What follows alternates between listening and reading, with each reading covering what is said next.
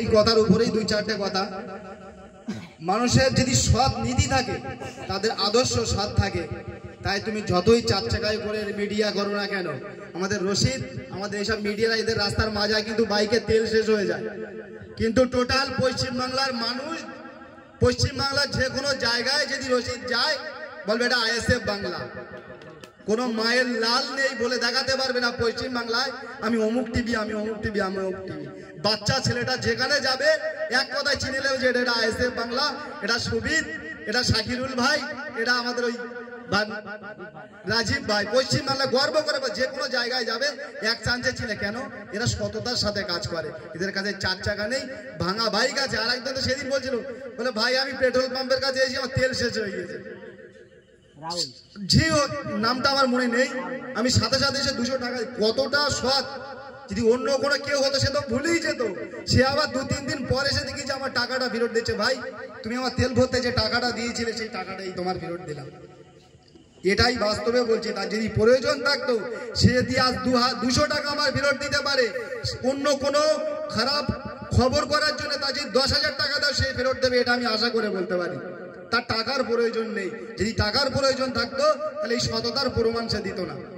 কেন? আমি তো একজন রাজনীতি করি, তাই তার তো অধিকার ছিল আমার কাছে 200 টাকাটা নেওয়ার, তা সত্ত্বেও সে আমাকে টাকাটা ফেরত দিয়েছে। এই জন্যে এদেরকে এত ভালোবাসি, আর এই জন্য মানুষ এদের মন থেকে মেনে নিয়েছে। সতের সাথে, হকের সাথে যারা লড়াই করবে, যেরকম আমরা লড়াই করছি, সাধারণ মানুষ যেভাবে লড়াই করছে, আমাদের হোসেন ভাই যেরকম লড়াই করছে, লড়াইয়ের কোনো রং হয় না। হকের জন্য লড়াই করতে গেলে কোনো নির্দিষ্ট রং প্রয়োজন হয় না। যেখানেই অন্যায় দেখবে সেখানেই প্রতিবাদ করতে হবে। মানুষ তোমার এমনি আর তোমার বুকে টেনে নেবে। এটাই হলো আদর্শ। সেই আদর্শ এইসব বাচ্চাদের ভিতরে দেখি, ওই জন্য ভালো লাগে। তো আশা করছি আপনারা এইভাবে এগিয়ে চলুন, আমরা আপনাদের সাথে আছি। যতটা আমাদের ক্ষমতা, যতটা আমাদের নেতাদের ক্ষমতা, সব সময় সর্বদাই আমরা তোমাদের পাশে আছি। তো ছোট্ট একটা প্রমাণ আমরা দেখেছিলাম, বাচ্চা ছেলে 17 থেকে 18 বছর বয়স, এত এত মানুষের পিছনে লাগে, পুলিশ আমাদের কি পিছনে লাগবে, ওর পিছনে বেশি লেগে। রাত 1টার সময় দেখেছি চন্দননগর থানা ওর অ্যারেস্ট করে নিয়ে গেছে। তা ও জানে যে আমি যে কাজটা করি, আমি যাদের জন্য হকের জন্য লড়াই করি, আমার নেতারা আমার যাদের জন্য লড়াই, তারাও এক ডাকে আমার জন্য হাজির হবে।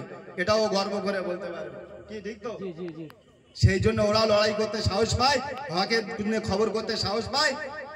আরেকটা জিনিস, যে সাংবাদিকতা করতে গিয়ে জেল খাটতে হয়, এও একটা নজিরবিহীন ঘটনা। যে সাংবাদিকতা করতে গিয়ে 3 মাস জেল কাটতে হয়, সব হকের জন্য লড়াই করতে হলে 3 মাস জেল কাটতে হয়। আমার শাহরুখ ভাই সেটা দেখিয়েছে, জেল কেটে কি দোষ ছিল তার, হকের জন্য লড়াই করে, হকের খবর করতে গিয়ে, মানুষের কাছে সত্যতা তুলে ধরতে গিয়ে আজকে ওকে জেল কাটতে হয়েছে। তো আশা করছি জেল কেটে কি ওর কি নামটা ডুবে গেছে, ও চুরি করে জেল কেটেছে? তো আজকে হকের জন্য লড়াই করতে গিয়ে, সততার কথা তুলে ধরতে গিয়ে আজকে ওর জেল কাটতে হয়েছে। আশা করছি ওর বাবা মাও একদিন গর্ব করে বলবে যে আমার ছেলে হক কথা বলতে গিয়ে আমার ছেলে আজকে জেল কেটে এসছে। কোথায় তোর মা আব্বা যে থাকতো তো ফোনটা কেড়ে নিয়ে নিত। আশা করে বলতে পারি আরো দামি ফোন হাতে তুলে দিয়েছে, যে যা তুই যে লড়াই করছিস, মানুষের অসহায় মানুষের জন্য যে লড়াই করছিস, আমি আমাদের বাপ মায়ের তরফ থেকে সাপোর্ট করছি, তুই আরো এগিয়ে যা। ঠিক বললাম তো? তো আশা করছি সবাই এইভাবে এগিয়ে চলুন। আমাদের যতটা সম্ভব আছে আমরা তোমাদের সাথে আছি, বলার কিছু নেই। যেখানে আমাদের ভাই